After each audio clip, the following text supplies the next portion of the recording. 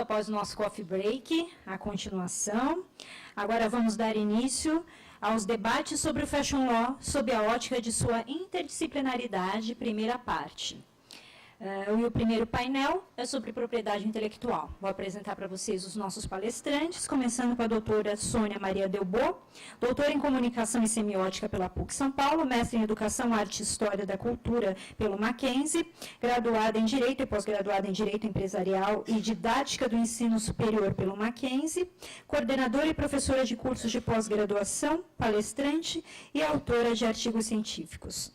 Dr. Lélio Denicoli Schmidt, bacharel em Direito pela USP, especialista em Direito Processual pela PUC São Paulo, mestre e doutorando em Direito Comercial pela PUC, advogado contencioso com mais de 20 anos de experiência, autor do livro A Distintividade das Marcas e de vários artigos publicados em livros e revistas especializadas, professor de cursos de especialização em Propriedade Intelectual na Escola Superior de Advocacia e sócio do Ariboni, Fabre e Schmidt. Dr. André Zonaro Jaqueta, advogado, graduado pela USP, especialista em Direito Processual Civil pela PUC, mestre em Direito Comercial pela USP, procurador adjunto da ABAP, Associação Brasileira de Agentes da Propriedade Industrial, professor de cursos de especialização em Propriedade Intelectual na Escola Superior de Advocacia da OAB São Paulo e na FAAP, e sócio do Pinheiro Neto Advogados. É uma alegria muito grande ter todos aqui na mesa, tenho um carinho especial por todos, muito obrigada pela presença e pelo aceite ao convite.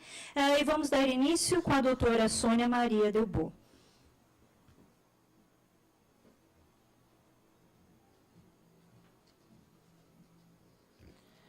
Bom dia a todos. Em primeiro lugar, agradeço a doutora Thaís pelo convite.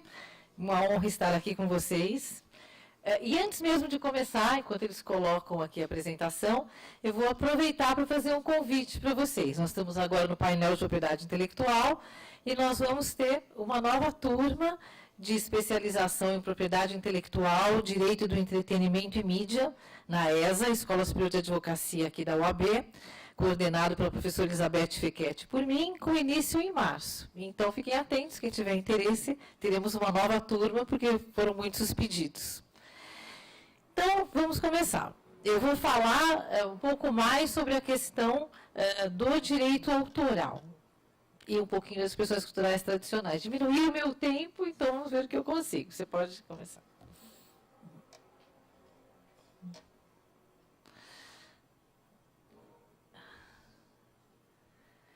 Bom, deixa eu falar um pouquinho, começando sobre moda e direitos autorais. Então, assim, será que a gente pode proteger a moda pelos direitos autorais? É sempre uma dúvida e sempre uma discussão. Vai trocar. Então, lembrando, para que haja proteção pelo direito autoral, não basta que haja uma novidade, como no caso das marcas. É preciso que haja originalidade e criatividade, em primeiríssimo lugar. Então, quais são as obras protegidas pelo direito autoral? São as obras artísticas, literárias e as científicas. Lembrando que nas obras científicas a gente não protege a ciência. A gente protege o que existe de literário ou de artístico naquela obra. Então, no fundo, o direito autoral protege obras ou literárias ou artísticas. Pode passar. Então, inclusive, o autoralista e o desembargador José Carlos Costa Neto, que tem um livro sobre pareceres, e ele escreveu um parecer muito interessante sobre a questão da proteção ou não de peças do vestuário. Então, ele fala, tem 3 requisitos básicos. Primeiro, precisa pertencer ao domínio das artes, das letras ou da ciência. Precisa ter originalidade e precisa se achar dentro do período de proteção da obra. Vocês sabem que depois de determinado período elas caem em domínio público. Via de regra, 70 anos após a morte do autor.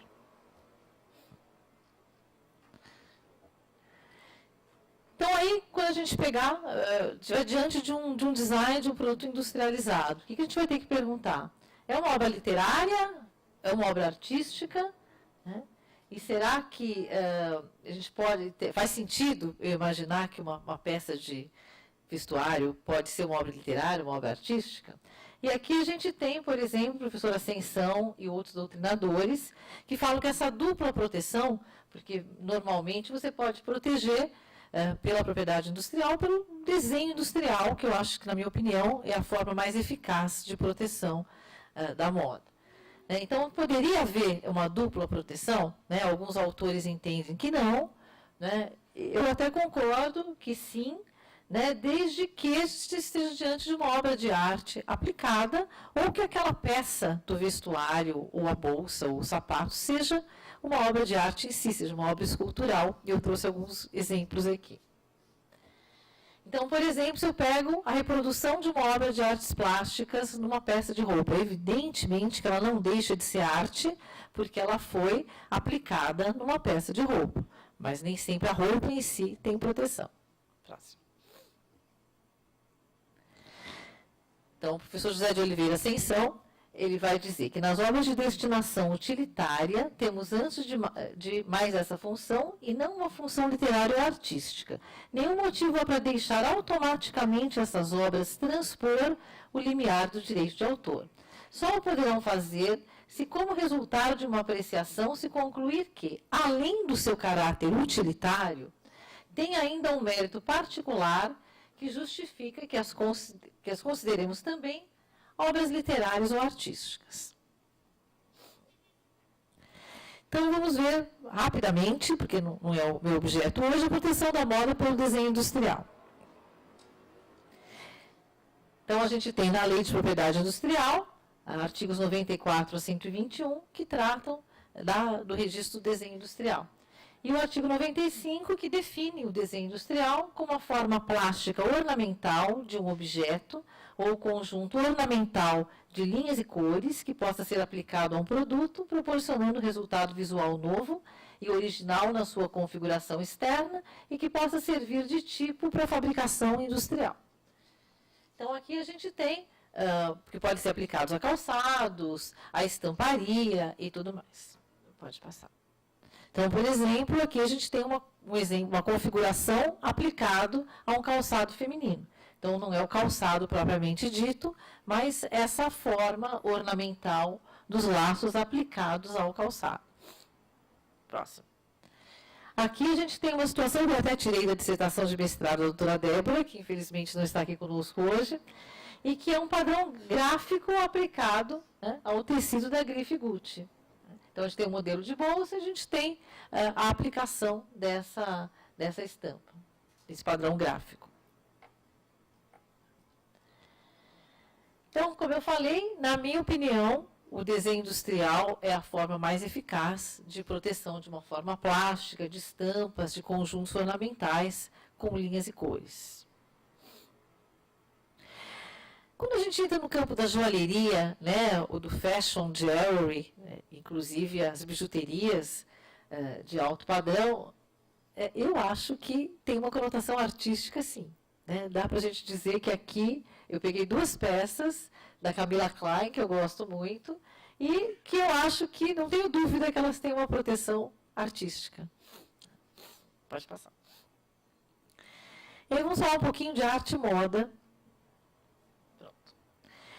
Isso daqui é uma coisa muito interessante, porque é uma coleção do MASP Ródia. O que aconteceu, se não me engano, foi no final da década de 50, 60, a Ródia queria trazer para o Brasil tecidos sintéticos, e que não eram considerados elegantes, né? Usava-se seda, linho, algodão, mas tecido sintético não era muito bem aceito. Então, eles organizavam grandes eventos e escolhiam artistas plásticos para criar as estamparias e estilistas famosos para criar os modelos. Então, isso não era vendido, isso era exposição, e tinha música, e tinha uma série de coisas, desfiles importantes, mas essas peças não eram comercializadas. E foi uma forma que eles encontraram de divulgar, né, esse primeiro, inclusive, a gente vê claramente que o artista plástico trabalhou em parceria com o estilista, porque ali é uma obra, né? A gente vê aqui que é uma obra, e cada uma dessas peças, com essas estampas, são estampas autorais, evidentemente. Próximo.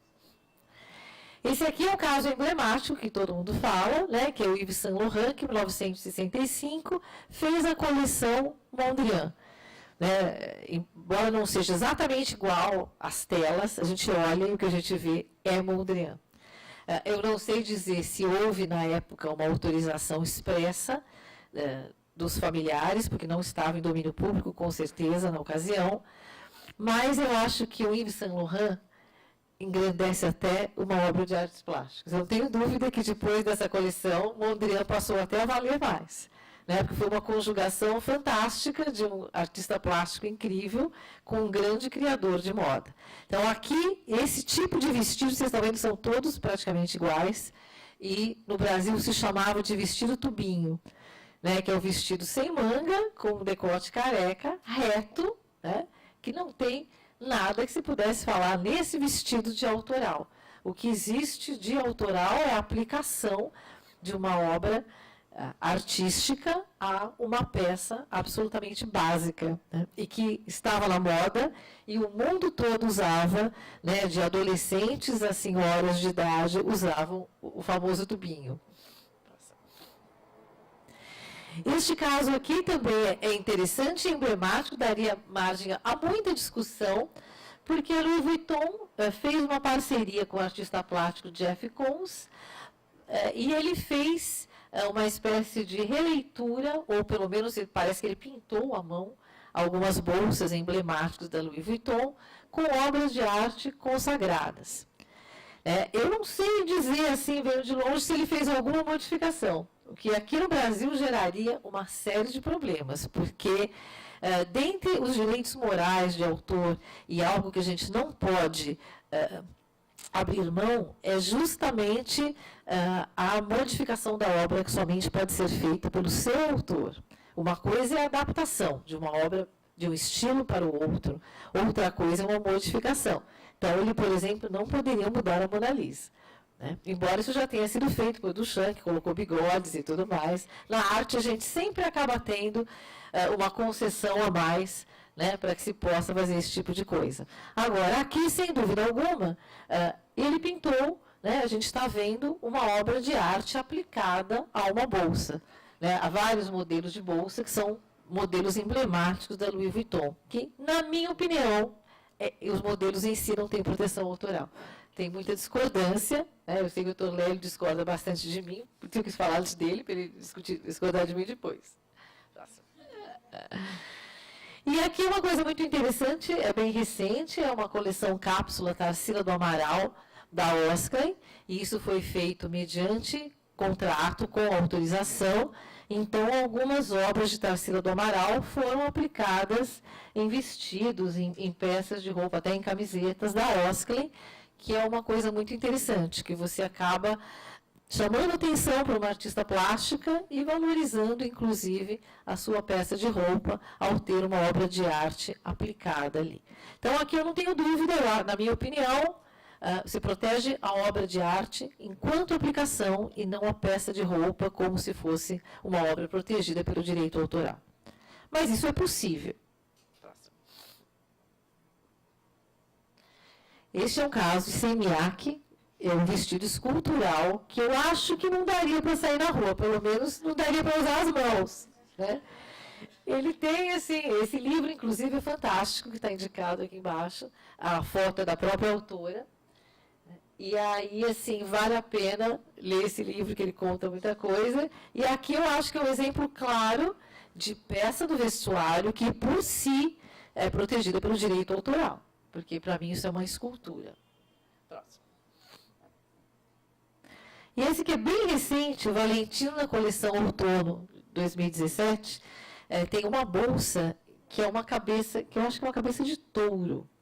Né? É uma escultura, né? Vocês concordam? Nada impede que outro estilista também faça uma bolsa representando uma cabeça de touro. Mas eu não tenho dúvida de que aqui a forma é escultural e, portanto, não há por que negar, né, uma proteção autoral. Vou ter que correr, porque tem pouco tempo agora. Vamos lá, próximo. E esse aqui, para finalizar essa questão de arte e moda, né, eu sou fã do Flávio de Carvalho, que era um artista plástico e performático, e em determinado momento, 1956, ele resolveu criar uma obra de arte, que era uma peça do vestuário, para dizer o new look tropical. Por que o homem tem que andar de terno? Então, essas peças são expostas com frequência em museus, né? E ele desfilou, e certamente foi um escândalo, como vários outros que ele protagonizou. E aí, será que a gente pode falar em plágio no mundo da moda? Então, plágio nada mais é do que uma violação de direito autoral em que, via de regra, se procura disfarçar um pouquinho, né? Mas o plágio, no fundo, a gente chama como algo que reproduziu parcial ou totalmente a obra de alguém. O professor Ascensão fala que a cópia total, a reprodução total é uma usurpação e não um plágio. Mas é um termo que nem existe na lei, mas popularmente se fala. Então, esse é um caso que aconteceu com uma designer que publicou um desenho dela no Instagram e apareceu como uma camiseta de uma grande loja de departamentos. Obviamente, isso é uma violação de direito autoral, né? Ilustrou. Próximo. Aqui é uma situação de grafite, né? Foi também um artista plástico, ele fez um grafiteiro, né, que teve a sua obra reproduzida, inclusive com a sua assinatura. Isso é muito curioso, com a sua assinatura no vestido do Moschino, e realmente ele ficou furioso, obviamente. Aí a gente tem alguns sites que se chamam fraud, né? E, na minha opinião, não existe violação alguma aqui. Isso, para mim, é moda, né? A moda, a Paula Scioli sempre fala que tendência é aquilo que está chegando, que pode pegar ou não. A moda já pegou. Então, se já pegou, vai ter a similaridade, faz parte do jogo, né? Um vestido branco com aquelas faixas pretas de lado são maravilhosos, porque afinam a cintura e emagrecem ao máximo, né? E alguém teve a ideia, e muitos outros vão copiar essa ideia, né? Vestido de babado amarelo, bolinhas e o que for. A gente está dentro de tendência, que outros fazem parecido, não dá para a gente falar em plágio, não dá nem para falar em originalidade nesse sentido. Próximo. Isso daqui pode? Os próximos. A gente tem que sempre lembrar de uma outra questão, né? Uma coisa, de um lado tem o direito autoral, né, quando a gente está diante de um retrato. O retrato pode ser uma fotografia, pode ser uma escultura, uma pintura, pode ser uma caricatura, o que for. A gente tem o direito do autor, que é quem criou aquele retrato, mas a gente tem o direito à imagem da pessoa retratada, né? E aí é uma outra questão que é importante, rapidamente, só salientar aqui. Próximo. Então, a gente tem vários artistas famosos processando essa marca Eleven Paris, porque ela está usando a imagem dessas pessoas nas suas camisetas. E tem um caso emblemático que certamente foi autorizado, né, mas a Alessa, do Rio de Janeiro, esse foi no inverno de 2008, ela quis homenagear o Pelé e o Roberto Carlos. E certamente eles autorizaram, ou pelo menos não se incomodaram. O Roberto Carlos não se incomodar, não é muito comum, mas parece que neste caso aconteceu, né? Eu só chamo a atenção para uma coisa, né? Este não é simplesmente uma foto do Roberto Carlos. Aqui tem um trabalho de um artista plástico, né? Certamente, para fazer isso e não ter problemas, ela deve ter obtido as duas autorizações ou correu risco. Porque aqui a gente sempre tem que pensar em duas coisas, né? Quem foi que fez esse retrato, quem foi que fez esta arte, e a pessoa retratada, que não pode ter a sua imagem exposta comercialmente. Porque na hora que você coloca numa peça do vestuário, é um uso comercial, ou numa publicidade, é um uso comercial, indiscutivelmente. Próximo. E eu vou falar, assim, nos meus últimos minutinhos, de algo que eu acho importante para o mundo da moda. Expressões culturais tradicionais foram o tema do meu pós-doutorado na USP, que eu terminei no final do ano passado. Eu vou falar muito rapidamente, porque eu sei que meu tempo praticamente estourou. Então, basicamente, são aquelas expressões estéticas das culturas tradicionais de transmissão oral que integram o nosso patrimônio cultural e material. Então, basicamente, o que é isso? Desde expressões verbais, como contos, as lendas, corporais, como as danças, os rituais, e expressões visuais, como desenhos, pinturas, incluindo as pinturas corporais, entalhamentos, esculturas, etc. Então, quando a gente pensa nos nossos indígenas, alguns cultos afro que a gente tem no Brasil, eles fazem parte, né, desse nosso patrimônio cultural e material. Próxima. Porém, não dá para dizer que eles têm proteção autoral, o que não quer dizer que eles não têm proteção alguma. Tá? Por que não dá para dizer que ele não tem proteção autoral? Em primeiro lugar, é algo que é passado de geração a geração. Então, quando foi criado e quem criou? Se eu não tenho o autor e se eu não tenho a data do nascimento da obra, né, nem do autor, como é que eu vou calcular o domínio público? Né? Eu não tenho autoria, né, e ela é oriunda da tradição, né, transmitida oralmente. Por outro lado, ela faz parte do nosso patrimônio cultural e material, que deve sempre ser respeitado. Então, a gente tem que tomar muito cuidado com o uso disso na moda. Mesmo que vocês tenham autorização das comunidades, às vezes a comunidade te dá uma autorização, mas se você usar de uma forma a banalizar aquela expressão cultural, você pode até sofrer uma ação civil pública, porque o Ministério Público está aí para defender, inclusive, o nosso patrimônio cultural e material. Então, é algo com bastante cuidado que deve ser feito, se deve ser feito. Houve uma iniciativa muito interessante em que a Osklen participou, que foi para recuperar o Rio Doce. Então, eu até participei, a gente doava, né, ganhava uma camiseta, mais alguma coisa, mas eles usavam para fazer um trabalho de recuperação do Rio Doce, né, que morreu, né, o Rio Doce para os índios Krenak era um ser vivo, era o pai, né, e com o acidente, acidente não, né, foi pior do que um acidente aquilo, com aquela irresponsabilidade, aquela tragédia que aconteceu em Mariana, o rio morreu, né, e eles ficaram órfãos, então está tentando recuperar. Então, eles fizeram um crowdfunding, né, e é muito interessante que na camiseta não tem reprodução de nada, tem só o nome da campanha e um mapa do Brasil com os nossos rios, e sem reproduzir as expressões culturais do povo Krenak.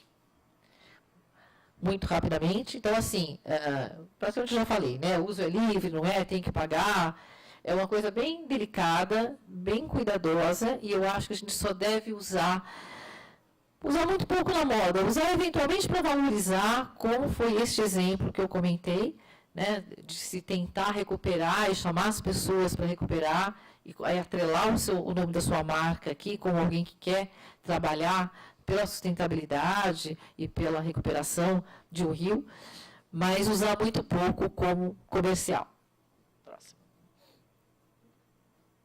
Próximo. Esse é um caso que a intenção foi a melhor possível, mas a questão da autorização não deu muito certo. Então, a Havaianas quis fazer uma edição comemorativa, que não era nem vendida, usando um grafismo de povos do Xingu. Né? E foi um índio escolhido que estava fazendo e tudo mais, e aí acabou não dando certo, porque todo o resto da comunidade do Xingu falou, mas essas expressões são nossas também, esses grafismos são nossos também, e nós não autorizamos. E sempre tem aquela discussão, mas será que eu deveria pegar grafismos que eventualmente podem ser sagrados e colocar uma sandalinha que as pessoas vão pisar na praia? É bem discutível isso. Então, aqui são 16 povos do Xingu, e no Alto Xingu são 9, pertencem aos 9 e ninguém foi consultado. Então, foi um grande problema, não se vendeu, se parou. A publicidade, inclusive, era belíssima, elogiando o povo indígena e tudo mais, mas é uma coisa que tem que ser feita com muito cuidado, se é que tem que ser feita dessa forma. Eu ficaria só na publicidade para divulgar aquele povo indígena e o seu grafismo e não usaria no produto.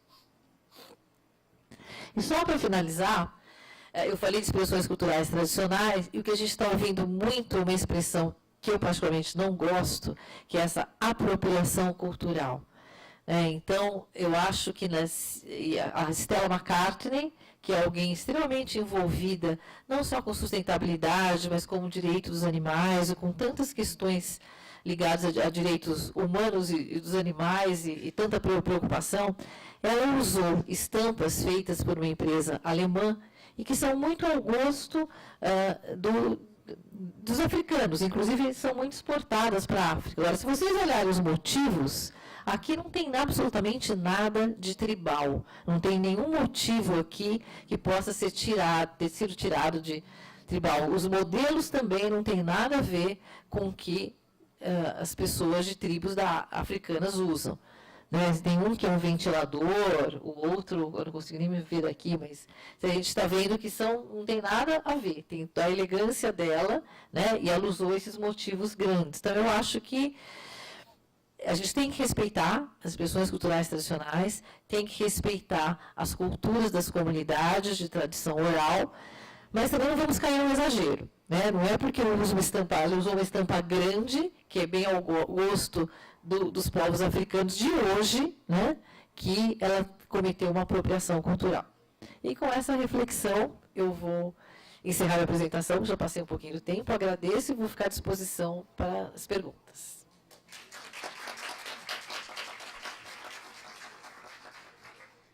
Muito obrigada, Sônia, pelo compartilhamento de conhecimento conosco.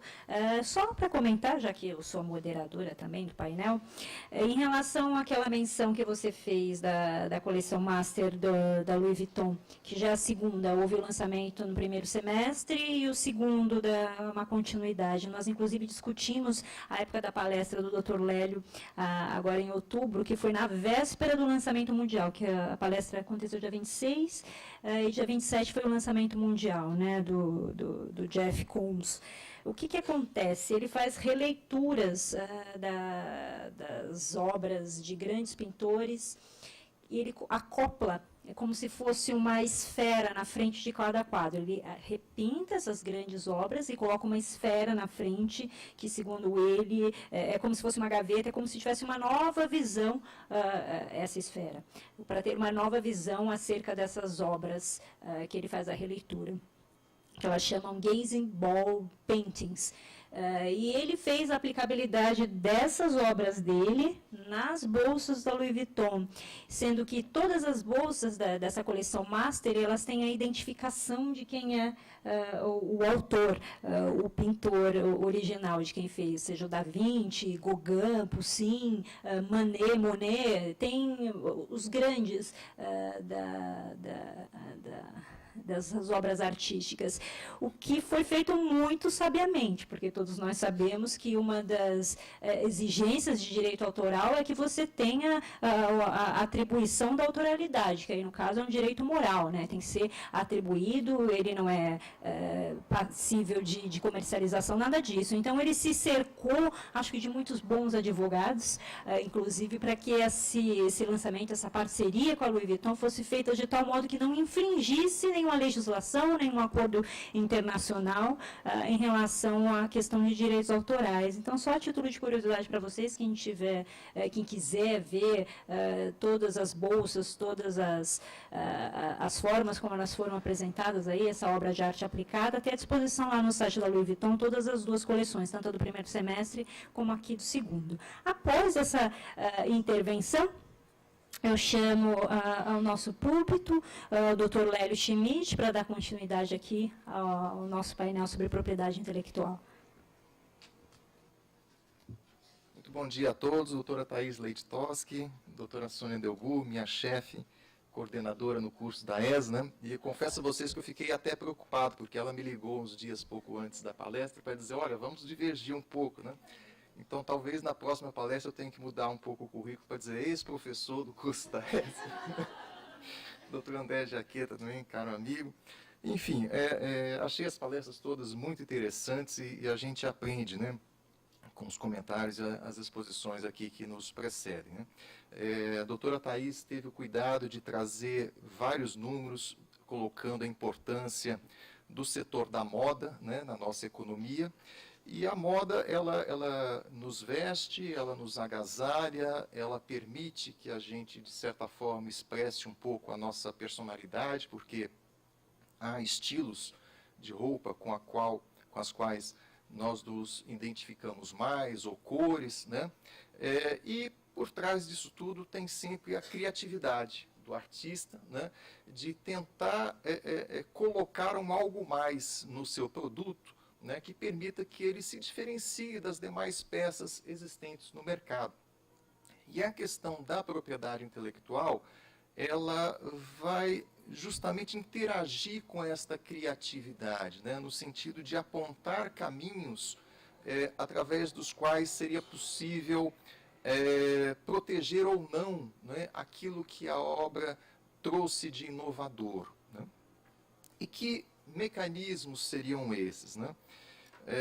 Nós temos, no âmbito da propriedade intelectual, a proteção à marca, né, como aqui na garrafa original.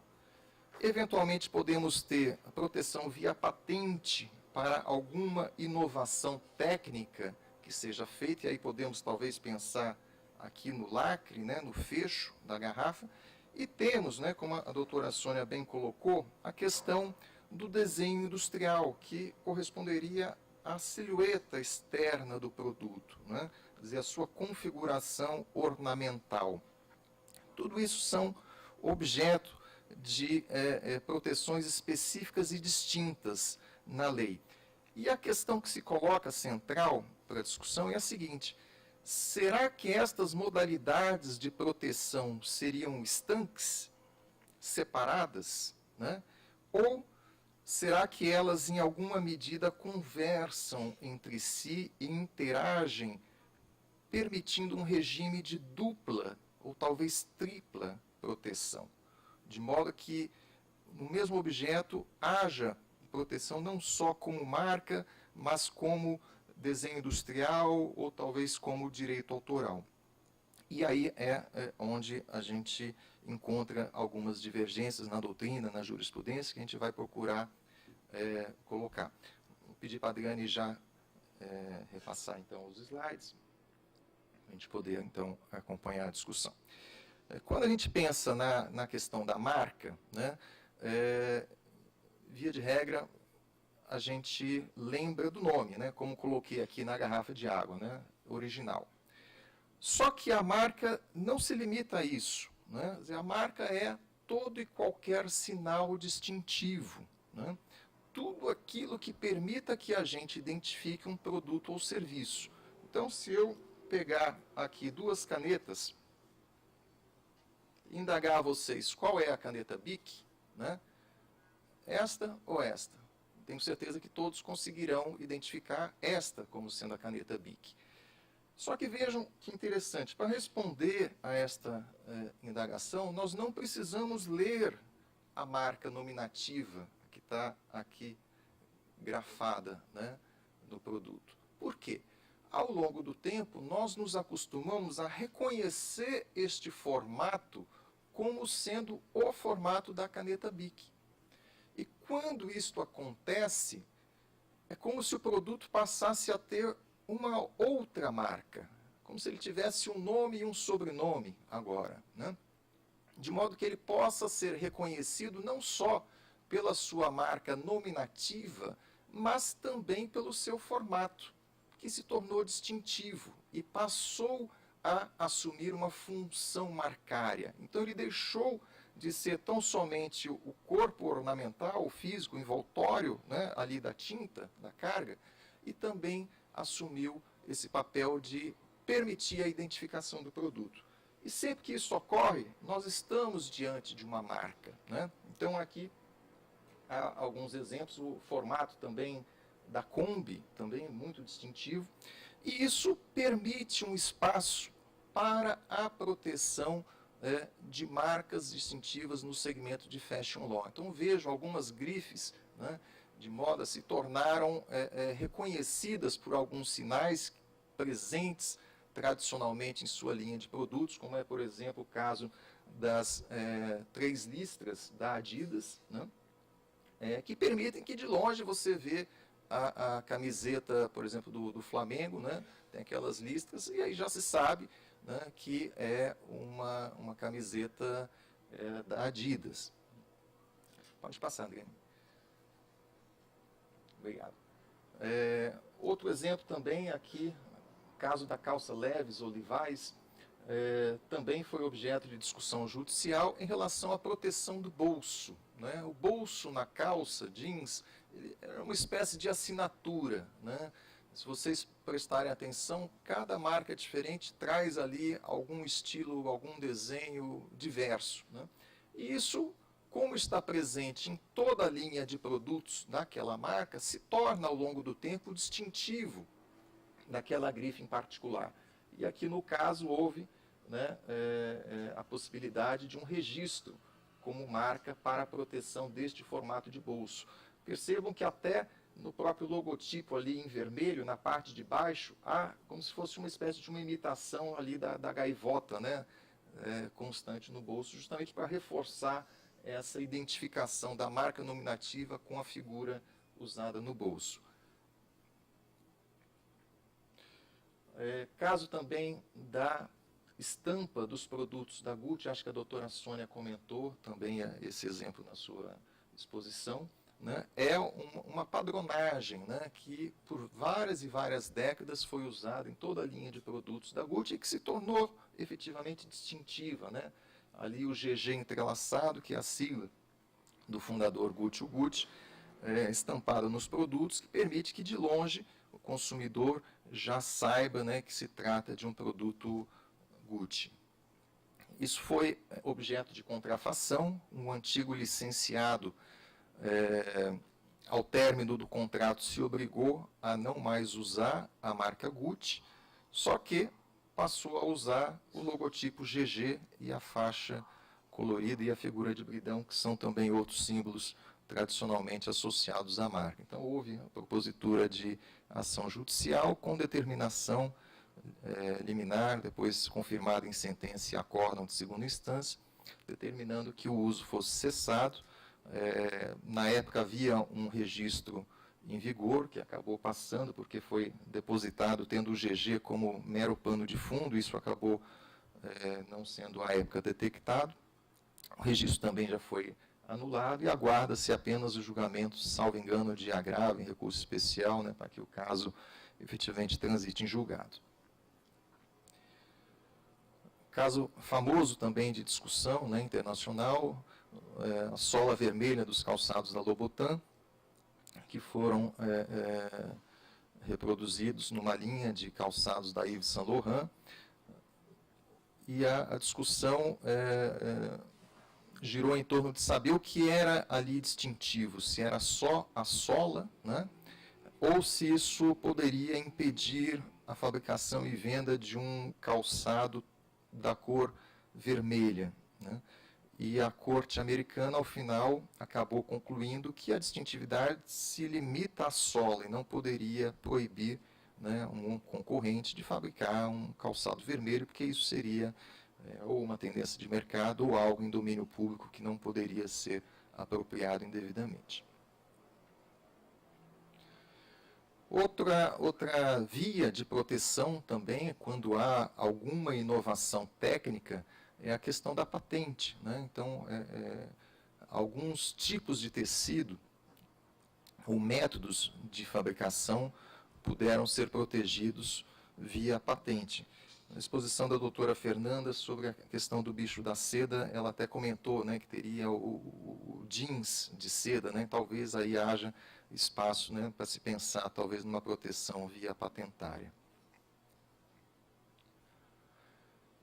E outra questão também que causa bastante divergência é saber até que ponto o direito autoral poderia ou não interagir com o desenho industrial, né, para permitir uma duplicidade de proteção para determinados produtos no segmento da moda. Então vejam que há uma diferença em relação ao âmbito de proteção, ao tempo e aos requisitos, né, necessários para cada uma dessas tutelas. O direito autoral ele é protegido desde a criação, ele não requer registro, dispensa qualquer formalidade, né? Tem um longo prazo de proteção que sobrevive, inclusive, à morte, né, do criador. Já o desenho industrial, ele requer a formalidade de se pleitear um registro no INPI, ele tem um prazo menor de duração, né, e tem custos, né, envolvidos aí na obtenção do registro. Acho que foi a exposição da doutora Thais que comentou que algumas grifes lançam até 4 coleções anuais, né, numa infinidade de produtos. Então vejam a dificuldade que seria custear e obter desenho industrial para cada uma destas peças, né? Seria um valor que, em função da quantidade, se tornaria exorbitante. E aí, por conta disso, muitos empresários acabam, ou por desconhecimento ou por contenção de gastos, não procurando a proteção via registro de desenho industrial. E aí depois se coloca, né, diante de um caso concreto de contrafação, o dilema. Foi, bom, então como proteger, né, se não há o registro? Né? E aí uma alternativa que se coloca seria a questão de se tentar uma proteção via direito autoral.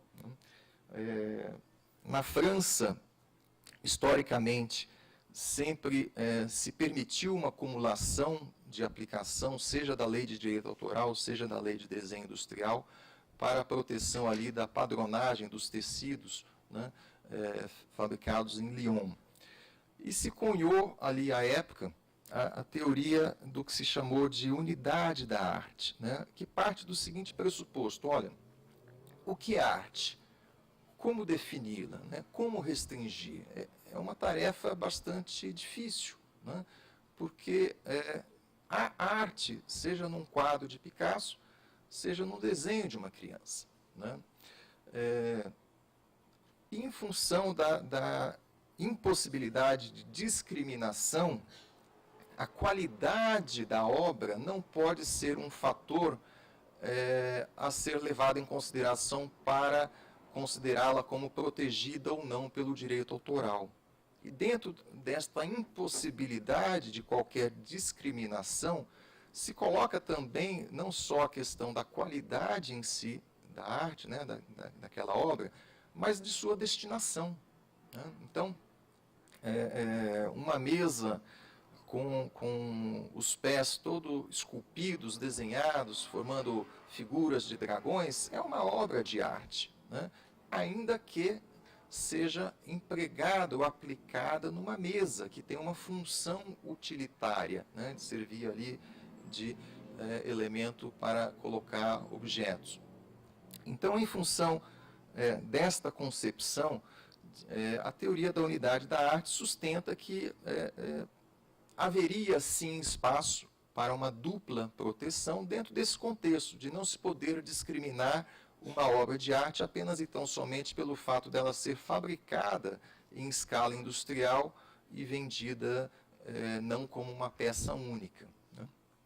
Já em contraste, a teoria da destinação faz uma interpretação um pouco mais restrita, né, no intuito de tentar delimitar o objeto de aplicação do direito autoral, mais realmente a criações que não sejam criações de massa, né, e que não sejam efetivamente industrializadas, né, salvo ali algumas situações muito específicas, como a doutora Sônia bem abordou na exposição que fez. Em termos legislativos, vejam que os tratados internacionais, eles não impõem nem restringem nenhum caminho, né? Tanto a Convenção de Genebra, reproduzimos aqui no slide o artigo 4º, parágrafo 3º, né, que permite que cada país proteja as obras de arte aplicada como obras artísticas. Também, no mesmo sentido, a Convenção de Berna, em seus artigos 2.7 e 7.4, facultam, né, que haja ou não uma proteção dupla, e destaca que, se não houver proteção, pelo menos então, né, através do outro instituto, se dê alguma garantia, alguma tutela, né? E essa proteção facultativa, então, ela tem que ser analisada à luz da legislação de cada país, né, porque as disposições poderão ser diferentes. Na Itália, se não me engano, há uma vedação para acumulação, na Grã-Bretanha também, ao passo que na França há expressamente a possibilidade de acumulação. E aí se coloca então a questão, bom, e perante a legislação brasileira, qual seria a orientação a seguir, né? Vamos aí para um terreno da interpretação, porque não há um texto expresso, né, dispondo sobre a matéria. Então a gente vai trabalhar com alguns conceitos gerais para tentar chegar a alguma conclusão. Então veja, numa análise da nossa lei de propriedade industrial, a gente chega à conclusão de que ela não veda que o desenho industrial seja protegido também por outras formas, né? Cito nesse sentido expressamente o artigo 124, inciso 22, onde ele claramente permite o registro de marca correspondente a um desenho industrial, né? Porque ele só veda este registro quando o desenho industrial pertencia a um terceiro. Então está subentendido ali no texto que se o desenho industrial for próprio, né, nada impede então que ele seja registrado e protegido como marca, independentemente da proteção que tenha lá como desenho industrial. Então haverá aí uma duplicidade de proteção. Já na parte do desenho industrial, quando o artigo 100 da nossa lei dispõe o que não pode ser protegido como desenho industrial, ele restringe apenas e tão somente aquilo que for contrário aos bons costumes, né, que ofenda a honra ou a imagem de pessoas, não é o caso, né?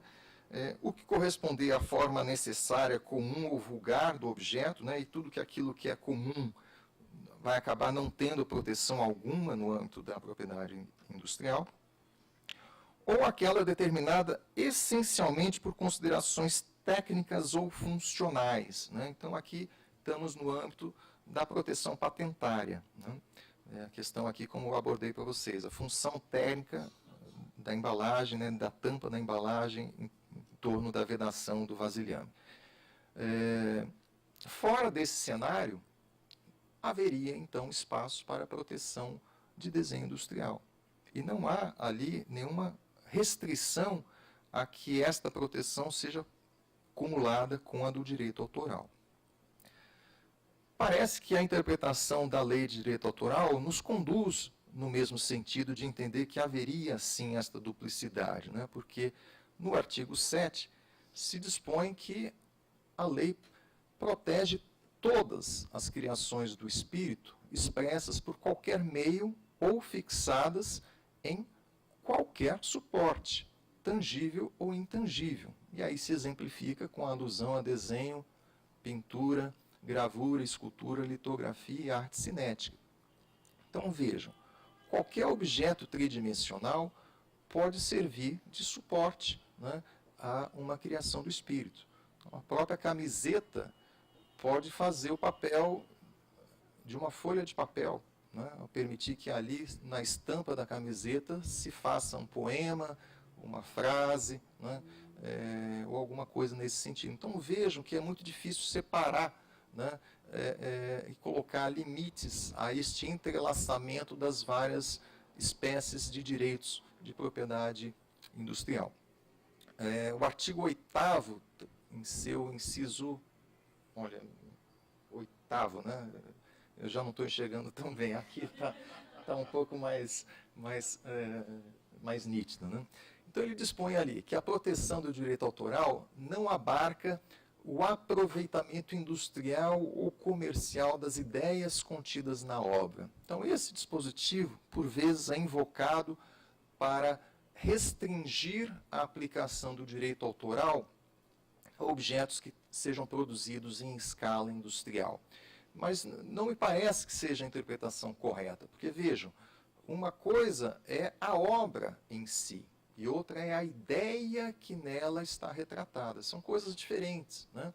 Então, por exemplo, se temos aqui um livro de coletâneas de leis de propriedade industrial, é uma obra, né, caracterizada pela organização, seleção dos textos aqui, que não impede que os mesmos textos sejam retratados em outro livro, né? Da mesma forma, um trabalho de comentários ao Código de Processo Civil não impede que um outro autor lance também o seu livro de comentários ao Código de Processo Civil.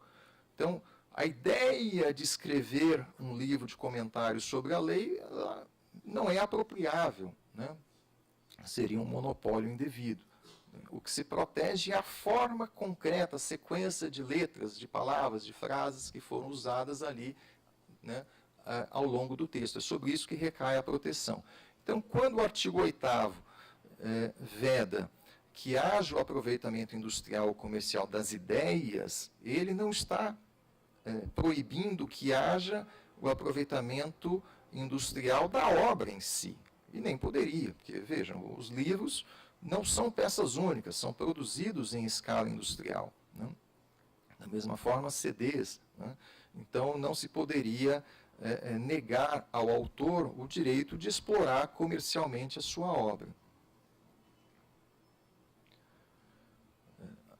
Nesse sentido, né, algumas bolsas da FEND que não gozam de proteção como desenho industrial, né, foram objeto ali de reprodução ou imitação, que está sendo questionado em juízo sob a ótica da proteção via direito autoral.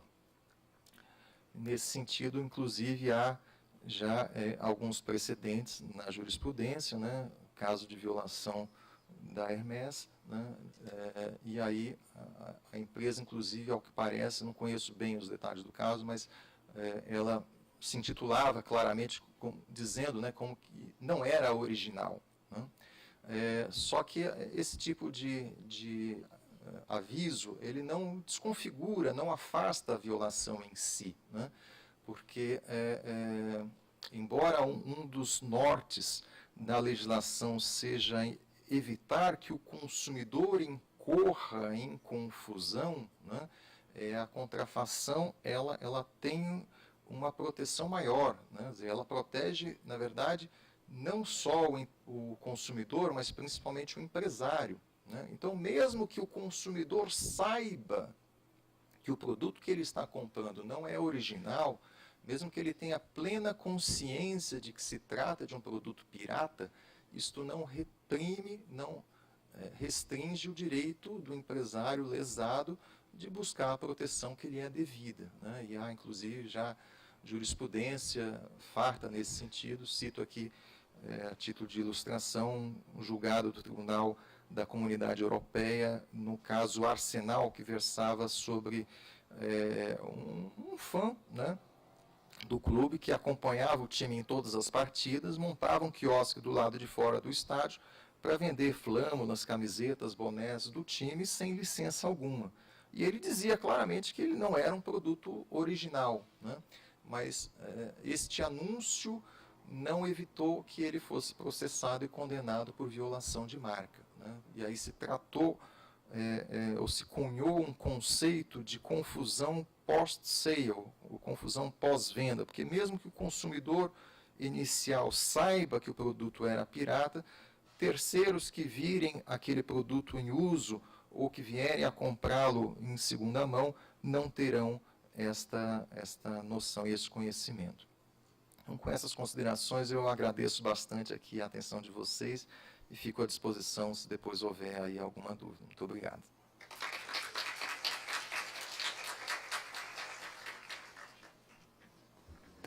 Muito obrigada, doutor Lélio, sempre ponderadas e tranquilas e firmes as suas posições. Agradeço mais uma vez a sua participação aqui no nosso evento. Agora eu chamo ao púlpito o doutor André Giaqueta. E só fazendo um parênteses, enquanto o doutor André se dirige para o púlpito, gente, vocês lembram que na minha apresentação eu fiz menção ao fato do Pinheiro Neto ter se juntado à FGV logo no início, com um projeto de iniciação científica, então foi um dos precursores aqui no nosso país na divulgação da matéria, e o doutor André estava aí à frente desse trabalho, juntamente com os responsáveis pela Fundação Getúlio Vargas, então parabenizo aqui publicamente o doutor André por ter dado esse start academicamente e institucionalmente também dentro da advocacia através do seu escritório. Muito obrigada, a palavra é sua. Obrigado, doutora Thaís. Gostaria, em primeiro lugar, agradecê-la pelo convite, na sua pessoa, agradecendo a própria, o convite me foi feito pela OAB para aqui falar. Agradecer também pelo generoso reconhecimento da iniciativa que Pinheiro Neto teve, juntamente com a AGV, de patrocinar o primeiro estudo de maneira organizada e científica a respeito de fashion law, ou seja, do direito da moda aqui no Brasil. E aproveito para contar em primeira mão que o livro que resulta dessa pesquisa científica, realizada em parceria com a EGV, deve estar pronto e deve ser provavelmente publicado no primeiro trimestre de 2018. E aí vou fazer chegar ao conhecimento de todos vocês a data exata em que isso acontecer.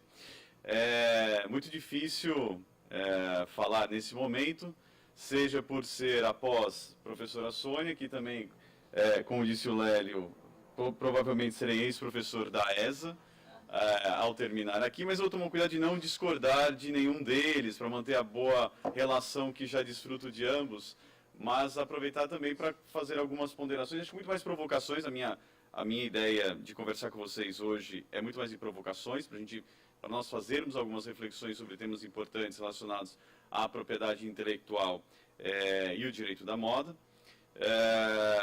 Então, vai nesse sentido que eu pretendo compartilhar com vocês. E difícil também porque vários já ouviram, mas eu hoje me sinto exatamente nessa posição, daquela que entre nós ou vocês e o almoço, só há eu aqui interferindo no prazer que é o pit stop para o almoço. Então, eu vou tentar ser breve e objetivo.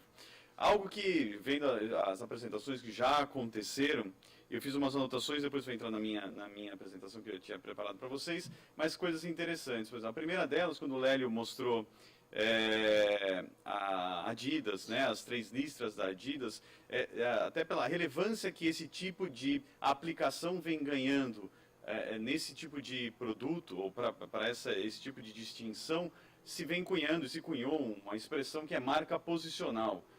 Ou seja, é a localização que é importante na distinção daquela marca, não são só as 3 listras, mas é a forma e o local dentro do objeto em que ela é afixada, onde ela é estampada. Então, por isso que vem ganhando bastante importância essa expressão marca posicional. E uma reflexão importante aqui também, que eu gostaria de dividir com vocês, é a seguinte: a gente fala muito, e a ideia aqui é falar sobre propriedade intelectual em moda, mas tem algumas coisas características da propriedade intelectual que elas não mudam, independentemente se estejamos falando de moda, estejamos falando de indústria automobilística, estejamos falando aqui de alta tecnologia relacionada à propriedade intelectual. O fato é o seguinte: quando um direito de propriedade industrial, propriamente dito, e o Dr. Lélio já explicou que propriedade industrial há necessidade de registro e reconhecimento pelo Estado de que aquele direito pertence a determinada pessoa ou empresa, o direito autoral não tem essa necessidade, mas, de qualquer maneira, a concessão, o reconhecimento desse direito,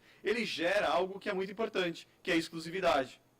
Então, o aspecto relevante da propriedade intelectual, quando a gente trata especificamente do direito da moda, é que ele gera exclusividade por diferentes prazos, né? Seja por 10, por 15, por 20 ou até por 70 anos após, em geral, após a morte do autor, quando se tratar de direito autoral. E é também, então, natural e característico do próprio sistema de proteção de propriedade intelectual que, a partir do momento que alguém tem exclusividade, os demais vão olhar para aquele que tem exclusividade e vai dizer: tá bom, entendi, eu não posso mais utilizar isso por determinado período. O que é que eu posso fazer?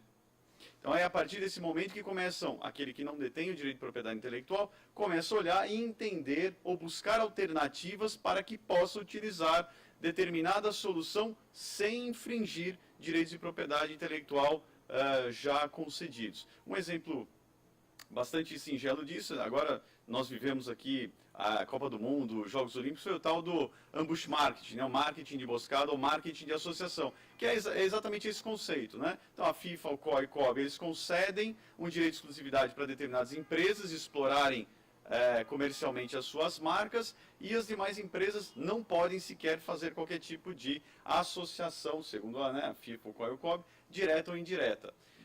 É por isso que os empresários passam a olhar, aqueles que não são patrocinadores passam a olhar e tentar entender de que maneira eu posso criar algum tipo de associação, mas sem infringir os direitos de exclusividade.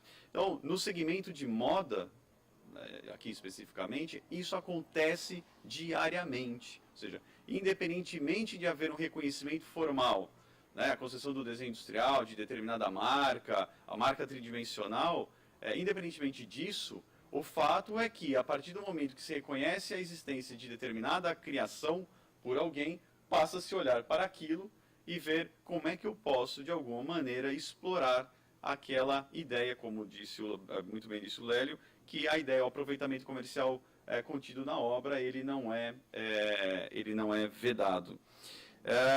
Algo que também parece importante aqui é como nós podemos harmonizar, né, esse sistema de propriedade intelectual ao nosso segmento do que nós estamos tratando aqui especificamente, que é o direito da moda. Porque é muito fácil a gente falar, olha, isso aqui é protegido por marca, isso é protegido por desenho industrial, mas há algo que para mim é especialmente relevante. Então, quando a gente olha para o tempo entre a ideia, o desenvolvimento da ideia, você realizar se aquela ideia será ou não utilizada, em que peças de vestuário, até se chegar à concepção final e à própria disponibilização daquilo, o sistema de propriedade intelectual, né, Lélio e Sônia, ele infelizmente ele é lento para tudo isso. Então, se a gente imaginar que a gente tem às vezes que esperar por alguns meses, muitos meses ou anos, para que seja reconhecido um direito de propriedade industrial propriamente dito em favor de alguém, a pergunta que qualquer empresa, qualquer detentor,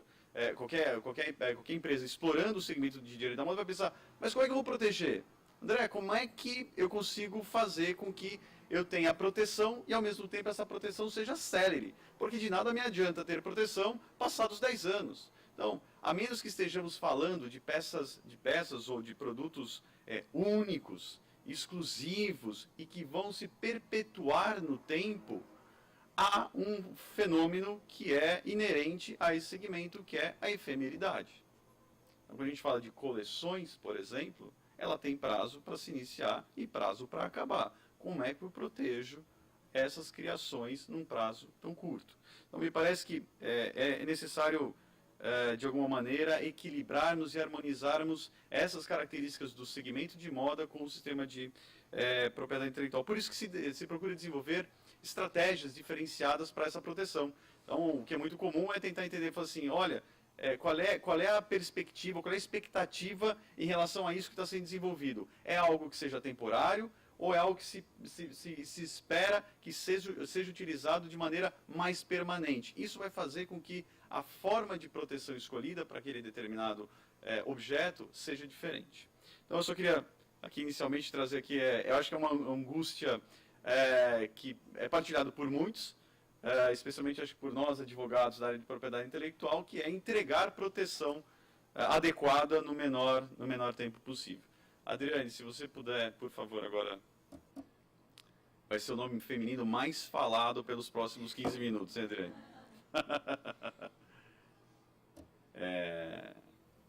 Pode já seguir, isso. Aí a primeira, e acho que é muito da minha forma de conduzir, o que vocês acham, o que tem em comum nessas três imagens? Eu quero a participação de vocês, até porque assim, senão o almoço vai chamar muito mais do que eu, muito mais atenção do que eu. O que tem em comum? Não tem pegadinha.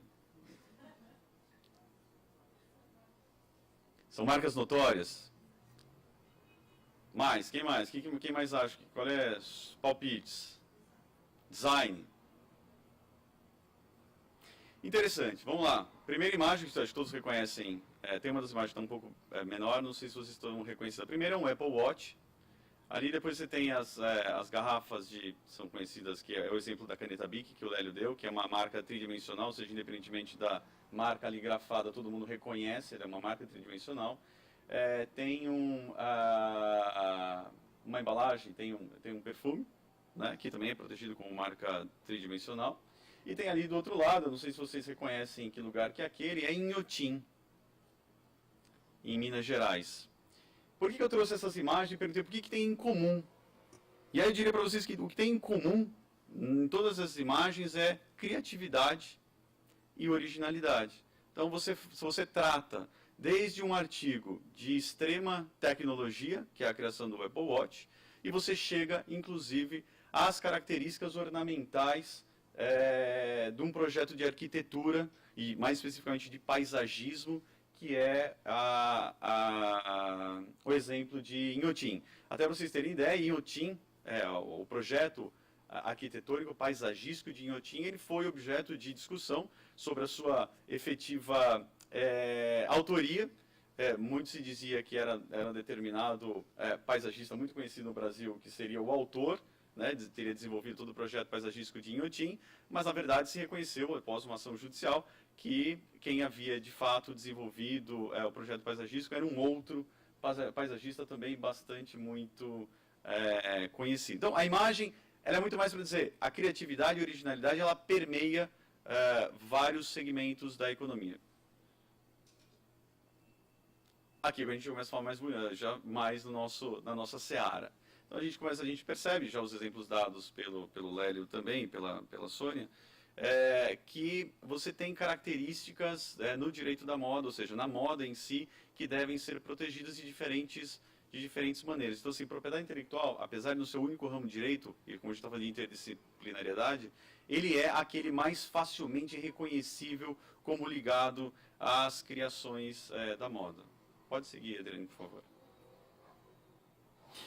E aqui é um pouco daquela reflexão que eu estava trazendo para vocês, que são as visões sobre propriedade intelectual, né? Então, o primeiro é conhecer propriedade intelectual para que no desenvolvimento de criações no âmbito da moda se respeite e haja prevenção a violações. Acho que o que ninguém deseja é que no desenvolvimento da sua atividade empresarial, pelo desconhecimento das proteções dos direitos já concedidos a terceiros, o seu desenvolvimento, as suas criações possam violar terceiros. E mais do que isso, é olhar para a propriedade intelectual, e eu gostei, achei super interessante a apresentação sobre o Vale da Seda, que é como um ativo. Então, a propriedade intelectual, ele é um ativo, dito intangível, né?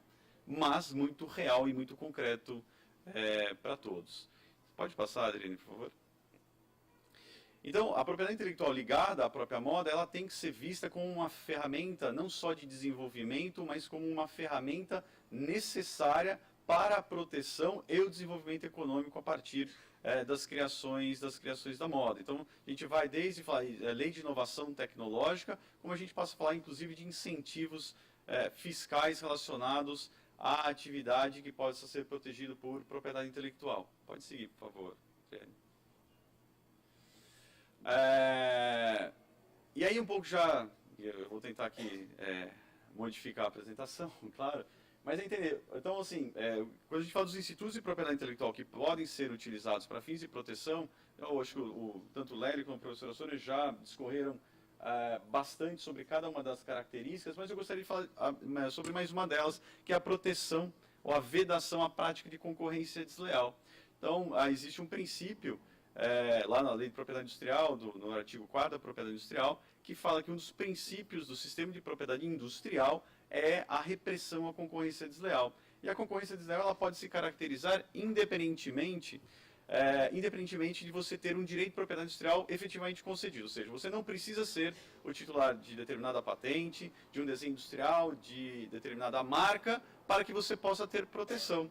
Então, a ideia da proteção, da repressão à concorrência desleal, é para que você evite que um terceiro, ou seja, aquele que não desenvolveu, não se empenhou, não investiu nada, tire proveito de uma criação ou de algo que foi desenvolvido por alguém de maneira antecedente. Então, vai dizer lá que caracteriza a concorrência desleal quem emprega meio fraudulento para desviar clientela em seu favor ou em favor de um terceiro. Então, para nosso segmento e para nossa discussão, quando a gente fala de direito de moda, e muitas vezes a própria dificuldade ou desafio da própria proteção em relação ao segmento do direito da moda, no segmento da moda, a vedação à concorrência desleal, ela pode ser um elemento bastante importante, eu diria essencial, até para a própria proteção em muitas das situações. Pode seguir, Adriane, por favor. Aqui, de novo, eu não vou divergir, acho que eu assumi aqui depois de ver já o antagonismo não, né? Mas aqui quase que as belíssimas colocações tanto do Lélio quanto da professora da professora Sônia, eu queria ressaltar, especificamente em relação ao direito do autor, que eu acho que ele é a mais controvertida forma de proteção de determinadas criações no âmbito da moda, mas ressaltar que fala toda a criação do espírito, né, Lélio e Sônia? Então, quando fala toda a criação do espírito, é lógico que não vai ser toda e qualquer criação, mas aquela que, como a Sônia já disse, detém originalidade. Então, acho que o importante nessa situação é, de fato, tentar entender se há originalidade necessária e suficiente para a proteção. E aí eu faço direto aqui uma ligação com o Poder Judiciário, que acho que ele foi pouco aqui mencionado por enquanto, mas é a necessidade de que o Poder Judiciário esteja preparado para entender essas questões, né?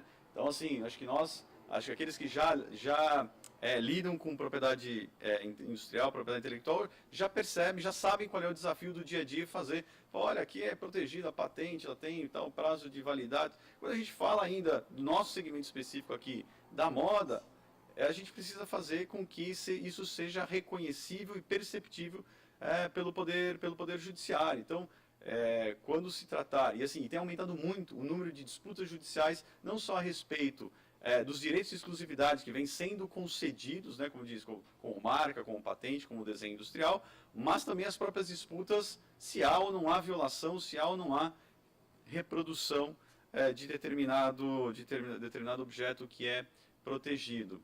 Então, acho que na própria lide com o Poder Judiciário é cada vez mais relevante a compartilhar o conhecimento em relação a esse nosso segmento tão importante.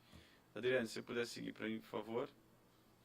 E aqui um debate, eu não vou me estender, mas eu acho que a doutora Thaís mencionou isso na abertura, e eu acho que ainda existe esse debate aqui no Brasil, se seria necessária a criação de regras específicas para a proteção de criações no âmbito da moda.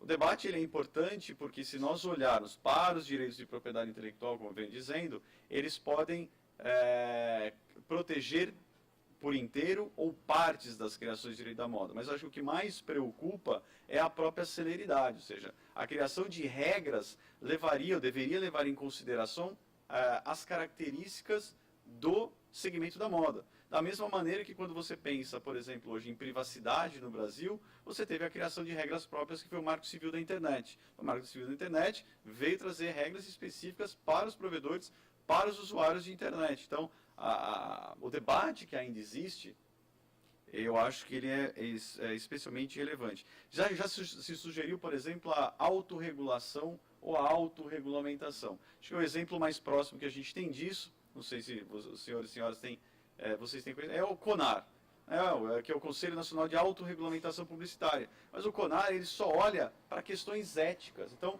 lógico que dentro do segmento de moda a gente tem questões éticas que devem ser tratadas. Mas me pergunto, será que a autorregulação nesse segmento é uma saída adequada? Então, de novo, é mais uma provocação a vocês para pensarmos juntos a respeito disso.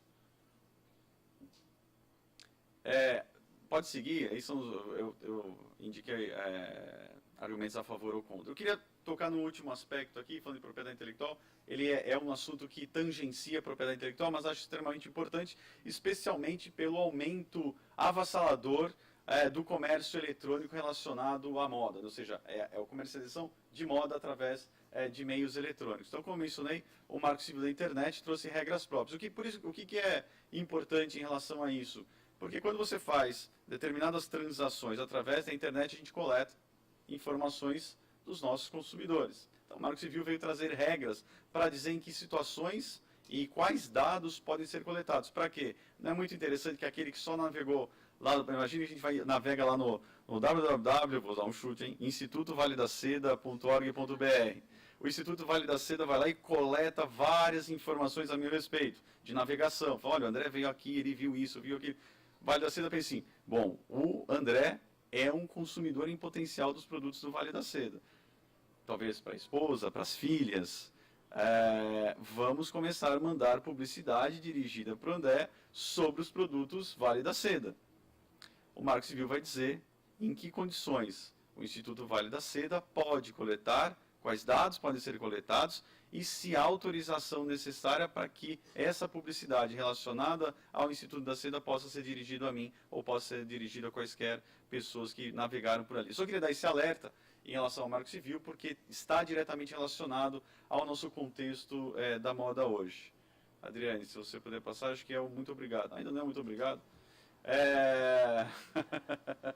Mas aqui acho que tentando resumir um pouco, e aí entrando só fazer uma menção, e eu já devo estar no último minuto, que é um debate importante que é sobre copy e tendência, né? Então já se falou que o que é tendência, o que é moda, e extremamente relevante identificar e tratar desse ponto, porque é muito fácil, e aí a discussão, de novo, no judiciário, ela pode se tornar vulgar ou muito superficial do que é cópia, do que é tendência e do que é moda.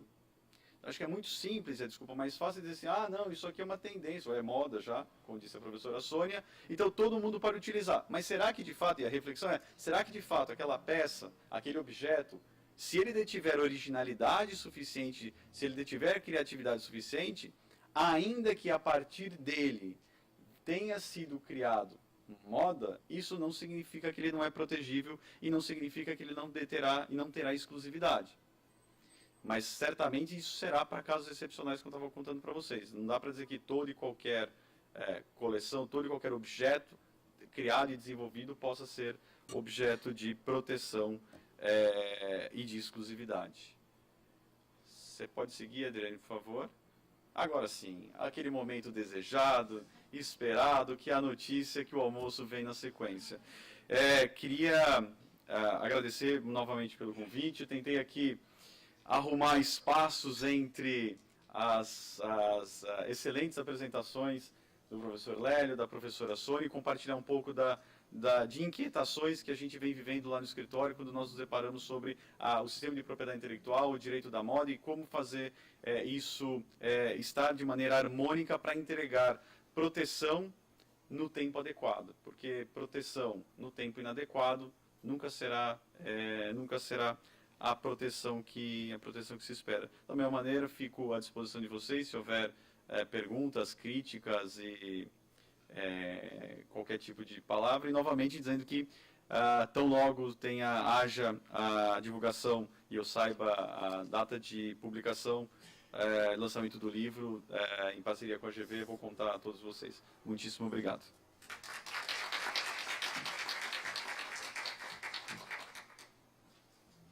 Muito obrigada, André, pela sua contribuição conosco. Publicamente, eu menciono aqui para vocês que sou grande admiradora dos parceiros aqui de mesa conosco, Sônia, Lélio, André. São pessoas que têm destaque dentro da área da propriedade intelectual, relevado por conta do conhecimento, por conta do trabalho desenvolvido, e eu fiz questão de trazê-los aqui hoje para poder partilhar um pouquinho desse conhecimento com vocês. Espero que vocês tenham gostado. Agora nós abrimos para perguntas, lembrando que por hora ainda estamos sem o microfone, então quem quiser fazer alguma pergunta tem que se dirigir aqui ao púlpito, por gentileza. Alguém gostaria? Por favor. Depois você, tá?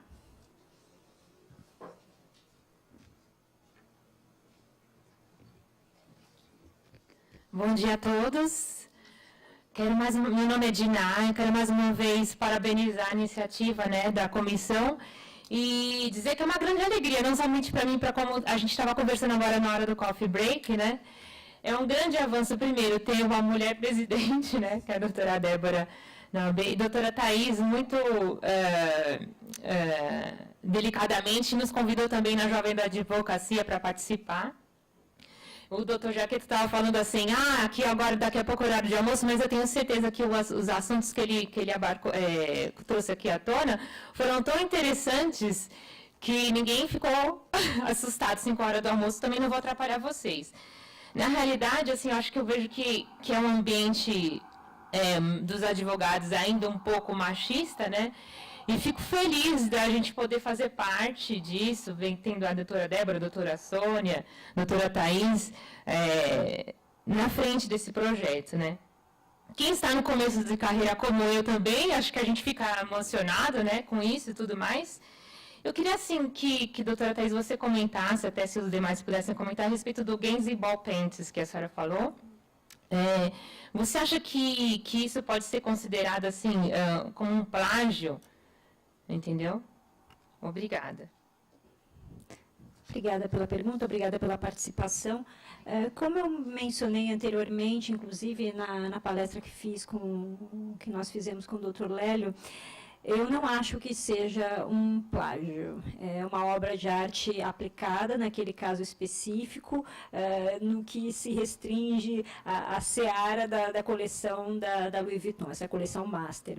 Mas em relação à obra derivada dele, porque é uma obra derivada, não é uma obra originária, ele pega a obra original e ele faz uma intervenção nessa obra. Então, é uma obra derivada. Aí, eu acho que já é passível de uma série de discussões para saber até que ponto, até em que momento realmente aquilo pode ser considerado de uma forma autônoma, se aquilo infringe de algum modo a autoria inicial, mas em relação à coleção Master da Louis Vuitton, eu não vejo uma infringência legal em relação à coleção. Como eu disse, ele teve o cuidado, certamente foi cercado de excelentes advogados, para que essa coleção fosse lançada da maneira mais fechada possível, de acordo com a legislação e com todos os acordos internacionais que são vigentes em relação à propriedade intelectual, justamente para que não tivesse qualquer ilegalidade, né? Principalmente em relação à atribuição do direito moral de autoria dos pintores originais em relação àquelas obras que foram reproduzidas, aplicadas ali naquelas peças. Essa é a minha opinião. Alguém mais na mesa gostaria de tecer algum comentário?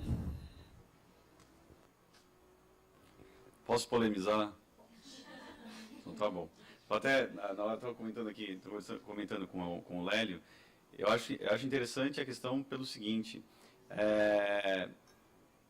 eu me indagaria pelo menos 2 vezes se de fato há uma obra derivada, de que maneira. E eu acho que mais importante do que isso, e aí como eu acho que foi o Lélio que mencionou, a indicação da autoria, neste caso, e se nós entendermos que houve modificação da obra original, a indicação de autoria, ela não mitigaria e ela não excluiria a própria necessidade de autorização, se dentro do prazo de proteção, obviamente, de autorização do autor para a modificação da obra. Me parece que foram escolhidas obras, muito provavelmente, que já não estejam mais sob proteção.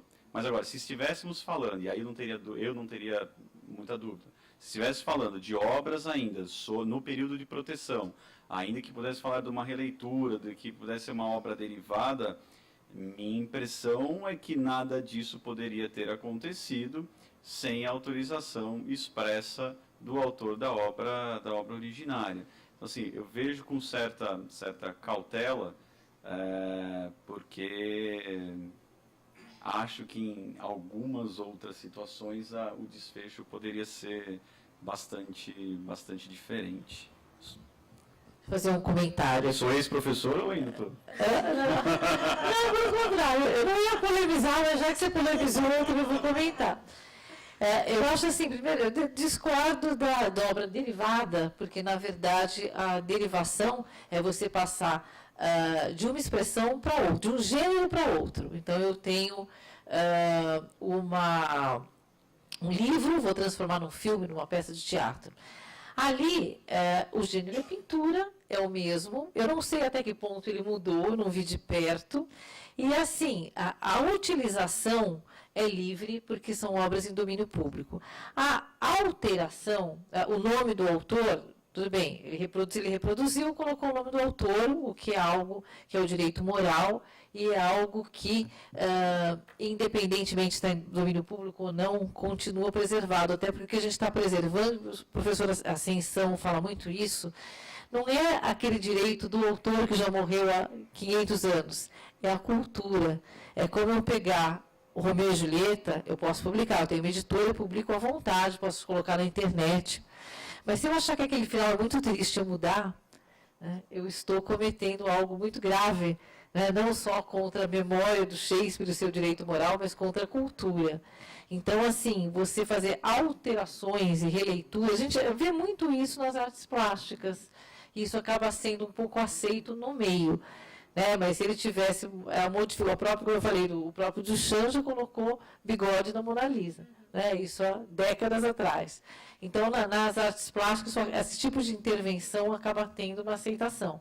Mas pelo sistema autoral rígido no Brasil, a gente protege muito a questão do direito moral de autor, que já não acontece nos Estados Unidos, uma modificação da obra já seria considerada uma violação de direito moral, né, e um atentado à cultura, em alguns casos.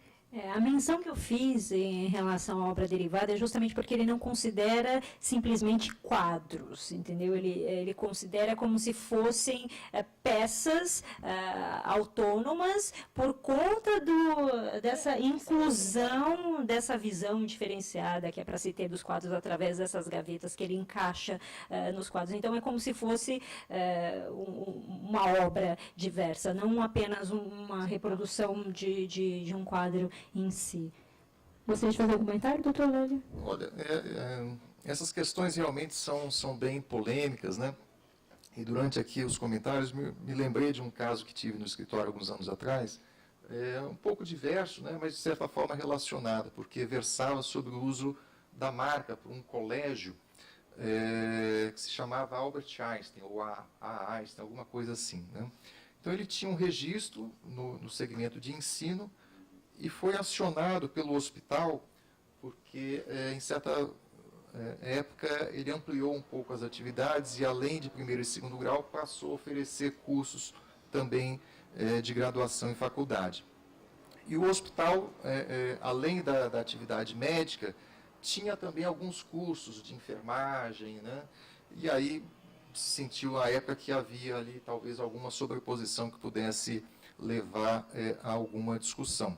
E aí se ajuizou, né, tendo o hospital como autor, uma ação de nulidade do registro da marca, e houve uma reconvenção, porque no segmento de ensino, o registro do colégio era anterior, né, então, à luz ali do princípio da especialidade, se dizia na defesa, olha, o hospital tem a primazia temporal para o uso no segmento hospitalar, não no segmento educacional. E o caso foi interessantíssimo, se juntou o testamento do Albert Einstein, né, e onde ele legou todos os direitos sobre a exploração do nome da obra dele à Universidade Hebraica de Jerusalém.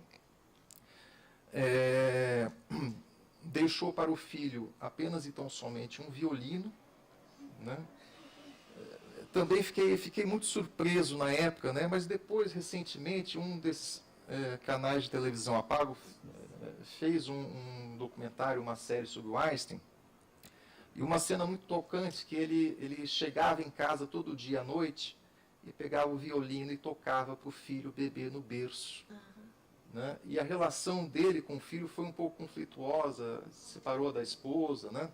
Então talvez o violino fosse o elo mais profundo que ele tinha com aquela criança, né?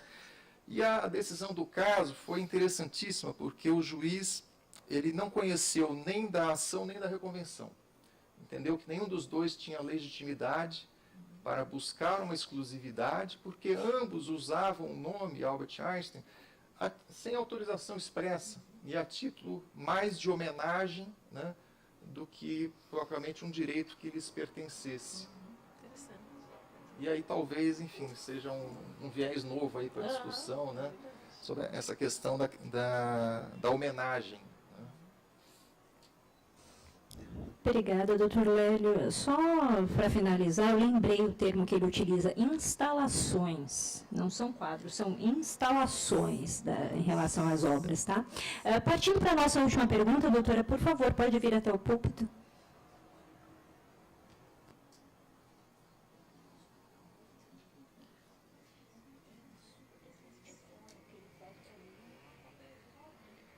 Bom dia a todos.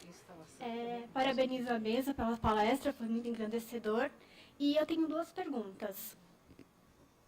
A primeira é, o que acontece quando a marca o símbolo que representa a marca vira moda? Por exemplo, alguns 5 anos atrás, um pouco mais, 6, 5 anos atrás, foi moda usar o símbolo da Chanel, os 2 Cs que as pessoas usavam e até customizavam na camiseta. Faziam piadas com a sonoridade. E esse ano, nessa temporada, né, no final de 2017 para começo de 2018, é moda usar cores de marca, símbolo da Gucci, por exemplo. Tanto que o verde de 2017, eleito pela Pantone, é muito próximo do verde da Gucci. Essa é a minha primeira pergunta. Quando a marca protegida, ela se relaciona com a moda, porque não é a tendência, é a cor da marca, sabe? E a minha segunda pergunta é sobre o mercado de fast fashion, da China, Coreia. Como é que ele se relaciona com a propriedade intelectual, porque tem muita cópia nesse meio, e como ser competitivo, já que eles usam várias técnicas econômicas para deixar muito mais barato. São essas minhas duas perguntas. Obrigada. Doutora, a senhora não falou o seu nome. Perdão, Tamires. Muito obrigada pelas perguntas, Tamires. Rapidamente, em relação à segunda, assim, a relação, no meu ponto de vista, é de desrespeito. Não há qualquer tipo de respeito em relação à propriedade intelectual alheia, seja ela dentro da esfera do direito autoral ou seja ela dentro da esfera da propriedade industrial, infelizmente. E a questão do preço muito baixo, inclusive nós vamos discutir isso no nosso último painel hoje, nós envolvemos uma série de situações, desde questões que tratam sobre o trabalho análogo ao escravo, porque para que haja uma peça muito barata, certamente a produção deve ter um custo muito barato também, para que haja algum lucro em relação àquilo. Então, aí a gente já entra numa seara de desrespeito não só à propriedade intelectual, como a vários outros direitos, entre os quais o direito do trabalho também.